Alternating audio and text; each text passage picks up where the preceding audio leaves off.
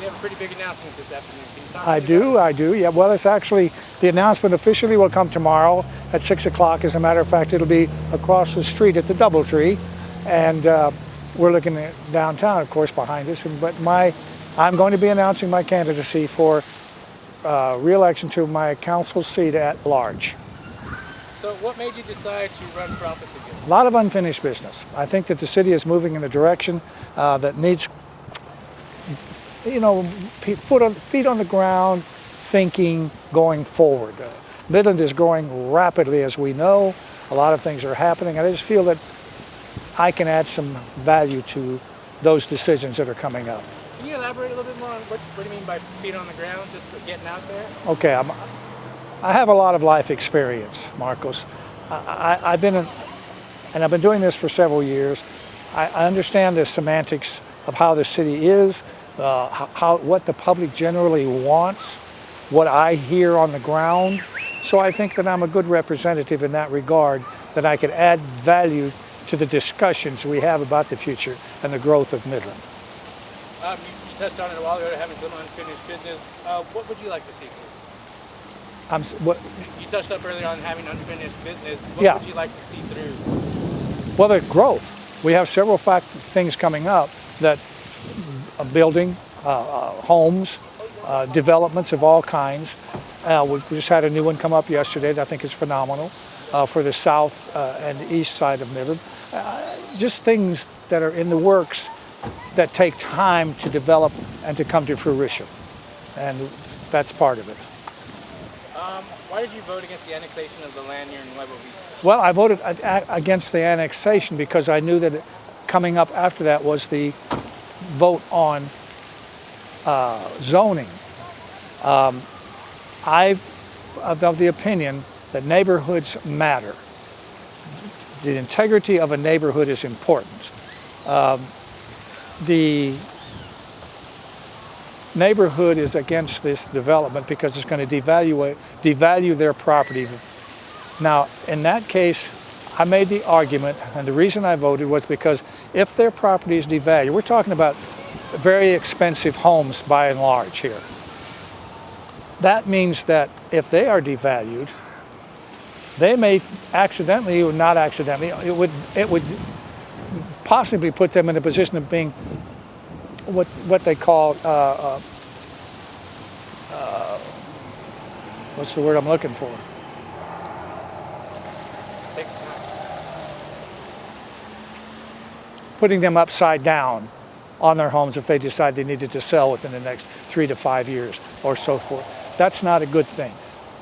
To me, any development has to at least keep equal or enhance the properties around them, not devaluate the properties around them. I think that's negative. It also would affect our property taxes. If those properties are devalued and the MCAD devalues those homes, their property taxes may go down. The rest of the property tax people will have to pick up that slack. I mean, there's just so many, plus the fact that the neighborhoods around that, when they bought those properties, was the reason they bought the properties, particularly those on the golf course, was because they were on a golf course. That's a great valuation. They lose all that. What would you like to see done with that land? I'd like to see, they have a group called For Texas. They're getting their 501c3 nonprofit designation. And I would like to see them move forward and to see that the property is developed as a wetlands possibly, certainly a green space and a park space. It's a butterfly migration. Butterflies go through there by the hundreds of thousands. I mean, there's so much value to that property, and it's on the Tall City Tomorrow plan of Midland and our master plan to be a green space. We've abandoned that by allowing another development to go in there, a housing development, so to speak. And there's just too many pluses to enumerate here. I would like to see that become what it needs to become. It's also on the Corps of Engineers have said that this is a possible wetlands. So, I mean, we've got a lot we can do with that for an open space in the heart of Midland. It would be wonderful. And we're growing to the west a great deal, north and west particularly. So, many more pluses than there are for that property than there are negatives. It's a great property. It's a issue of property owners' rights and the neighborhood rights. Everyone should have the opportunity and the right to sell their property. I do not argue that point at all.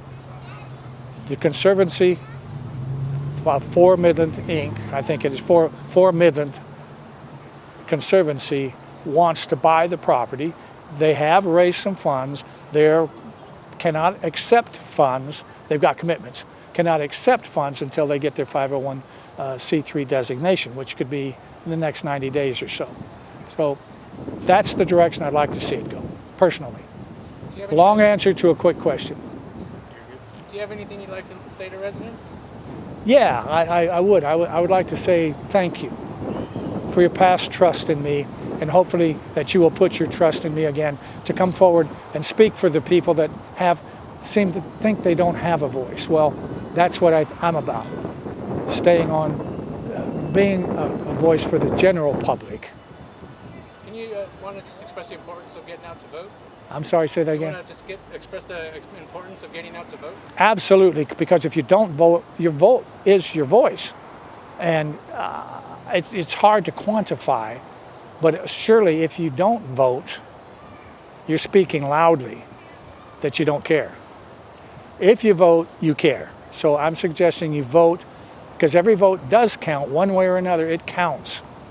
So yeah, you got to vote. And of course, I would like to see you vote for Michael Trost for at-large city councilman.